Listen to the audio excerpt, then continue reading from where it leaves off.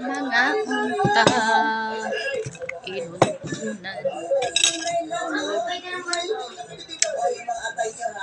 Baka bukas magiging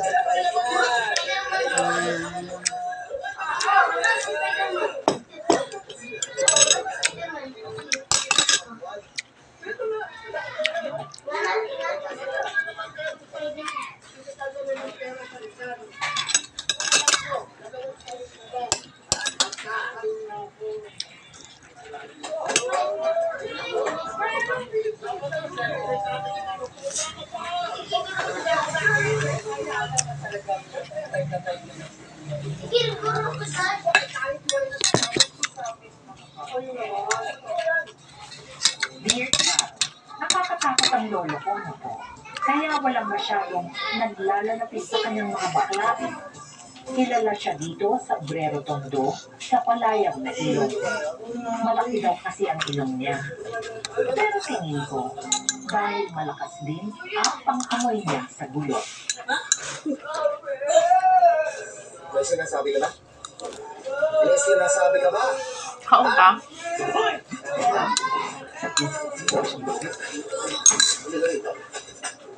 Huwag kayo nagugulo rito. Huwag ka nagsisiga-sigaan dito. Ganon?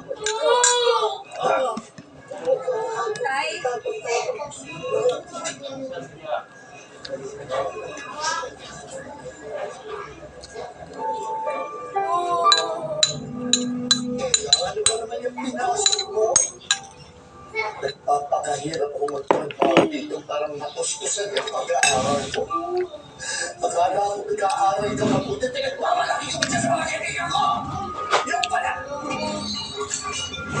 Pagpaboy-boy na ginagawa ko! Paano ko na ngayon? Nasa pa yung lalaki na nakapunti sa'yo? Pinayunin ko siya, tay. Makikita mo! Makikita mo kung makita yung lalaki niya na makita niya kung yung pinatok niya!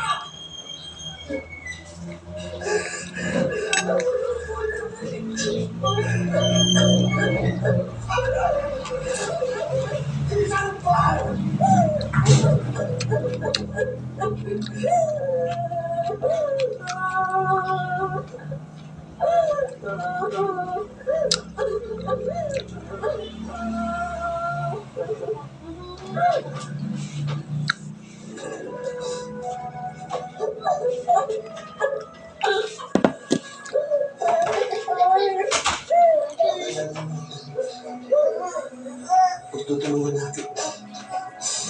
Hindi kita papaplaya. Papaplaya ang magiging Okay. Ang Saan ka? lolo ko, Ha? may isang salita. Inalagaan niya si mama hanggang sa wakas ay ipinanganak na ako. Salamat, Teresa. Chicken.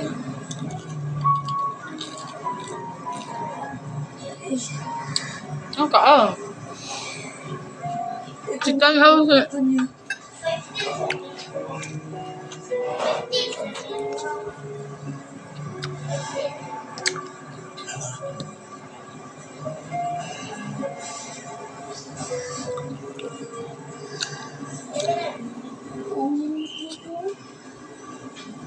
Ang upo ko. Uwi ka na, Lola. Lolo? Oh.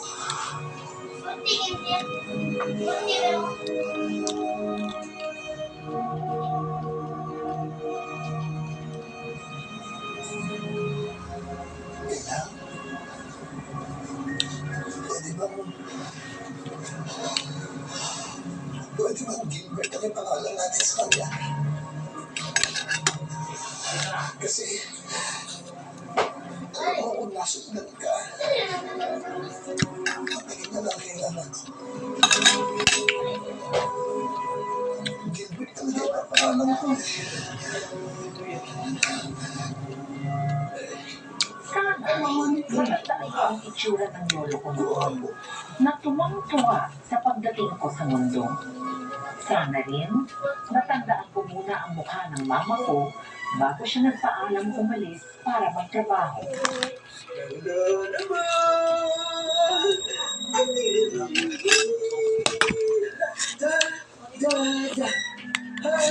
tayo. Lang, pahiya nga. Mahal na mahal ka na mga patuloy.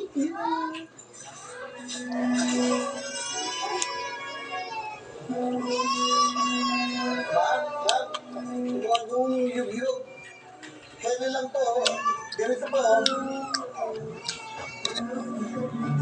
Yan po, ganyan po. Ayan po. Pasensya na ho.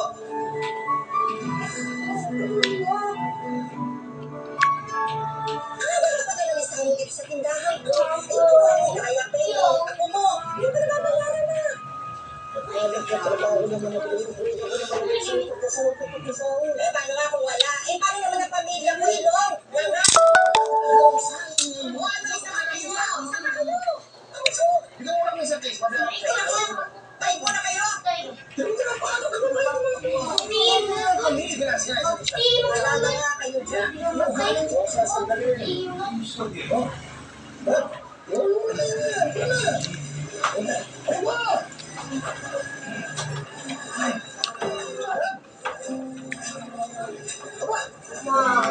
Imo ko guys, mama.